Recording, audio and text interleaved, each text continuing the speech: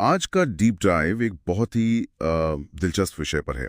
भारत और अमेरिका के बीच का जो रिश्ता है, जिसे 21वीं सदी की निर्णायक साझेदारी भी कहा जाता है। बिल्कुल। लेकिन इसके बावजूद हमारे स्रोत बताते हैं कि एक ट्रस्ट डेफिसिट हमेशा से रहा है। एक विश्वास की कमी है ना। हाँ, तो हमारा मिशन आज उन ऐतिहासिक घटनाओं को समझना है जिन्होंने इस शक को, इस संदेह को जन्म दिया। ठीक है, तो चलिए इसे खोलते हैं। ये सब भारत की आजादी के ठीक बाद शुरू होता है, सही है? बिल्कुल। इसकी नींव शीत युद्ध के दौरान रखी गई थी। उस समय अमेरिका दुनिया को सिर्फ दो खेमों में देख रहा था। एक तरफ स्वतंत्र विश्व और दूसरी तरफ साम्यवादी गुट। जी, और उनके लिए बीच का कोई रास्ता था ही नहीं। लेकिन नेहरू के नेतृत्व में भारत ने गुट निरपेक्षता को चुना। और ये बात जाहिर है अमेरिका को पसंद नहीं आई। बिल्कुल नहीं। स्रोत बताते हैं कि अमेरिकी प्रशासन के लिए ये तटस्थता अनैतिक थी। अनैतिक मतलब ये सिर्फ एक राजनीतिक असहमति तो नहीं लगती? नहीं, ये एक वैचारिक टकराव बन गया था। जॉन फॉस्टर डलस की नज़र में अगर आप हमारे साथ नहीं हैं तो आप हमारे दुश्मन हैं। अच्छा। तो उनके लिए तटस्थता एक तरह से साम्यवाद को मौन समर्थन देने जैसा था।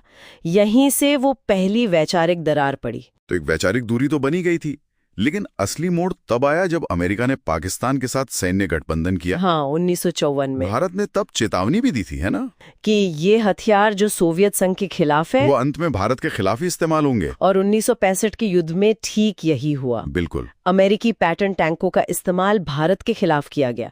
इससे एक विश्वासघात की एक स्थायी भावना पैदा हुई। मतलब भारत की चेतावनियों को पूरी तरह नजरअंदाज किया गया। और यहाँ से ये अविश्वास और भी गहरा हो गया, जो 1971 के बांग्लादेश मुक्ति संग्राम के दौरान अपने चरम पर पहुंच गया। हाँ, ये तो शायद सबसे बड़ा मोड़ था। जी, निक्सन प्रशासन ने न सिर्फ पाकिस्तान के सैन्य तानाशाह का खुलकर समर्थन किया, बल्कि भारत को डराने के लिए बंगाल की खाड़ी में अपना विमानवाहक पोत भी भेज दिया। यूएसएस एंटरप्राइज, वो भी परमाणु शक्ति से लैस। ये तो सीधी सीधी गनबोट डिप्लोमेसी थी। बिल्कुल। और भारत के लिए ये इस बात का सबूत था कि संकट के समय अमेरिका एक सक्रिय विरोधी भी बन सकता है। तो क्या यहीं से भारत ने सोचना शुरू किया कि हमें आत्मनिर्भर रहना होगा? एकदम सही। 1971 की घटना ने भारत को आत्मनिर्भरता का सबसे बड़ा सबक सिखाया। और ये पैटर्न सिर्फ सेना तक ही सीमित नहीं रहा। तकनीक के मामले में भी। हाँ, 1980 के दशक में अमेरिका ने भारत को मौसम की भविष्यवाणी के लिए क्रे XMP सुपर कंप्यूटर बेचने से इनकार कर दिया। उन्हें डर था कि इसका इस्तेमाल परमाणु कार्यक्रम में हो सकता है। जी, और फिर 1999 के कारगिल युद्ध के दौरान। हाँ, ये किस्सा तो बहुत मशहूर है, जब भारतीय सेना को पाकिस्तानी घुसपैठियों की सटीक स्थिति जानने की जरूरत थी, तो अमेरिका ने अपना GPS डेटा देने से साफ मना कर दिया। लेकिन तब तक तो शीत युद्ध भी खत्म हो चुका था, रिश्ते बेहतर हो रहे थे, फिर ऐसा क्यों? ये उसी पुराने अविश्वास का नतीजा था। लेकिन भारत के लिए ये एक और सबूत था कि जब सबसे ज्यादा जरूरत होगी तो उसे अकेला छोड़ा जा सकता है। और शायद इन्हीं इनकारों ने भारत को अपनी तकनीक विकसित करने पर मजबूर किया। बिल्कुल। परम सुपर कंप्यूटर और हमारा अपना नेविक्स नेविगेशन सिस्टम, ये सब उसी के नतीजा हैं।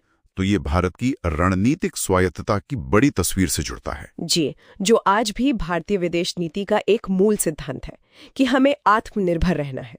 तो अगर हम सबको जोड़कर देखें, शीत युद्ध के मतभेदों से लेकर 1971 का संकट और फिर ये तकनीक से इनकार, मतलब ये सिर्फ एक धारणा नहीं है। हाँ, ये ठोस ऐतिहासिक घटनाएं हैं जहां भारत ने महसूस किया कि अमेरिका ने उसके हितों की अनदेखी की है। बिल्कुल। और यही आज का सबसे बड़ा सवाल खड़ा करता है जिस पर सोचा जा सकता है। क्या सवाल? कि आज भले ही भारत और अमेरिका के रणनीतिक हित मिलते हों, जैसे चीन के मामले में, पर क्या साझा हित दशकों पुराने इस ऐतिहासिक अविश्वास पर पूरी तरह से काबू पा सकते हैं? या अतीत के ये अनुभव हमेशा इस साझेदारी के भविष्य को किसी न किसी तरह से प्रभावित करते रहेंगे?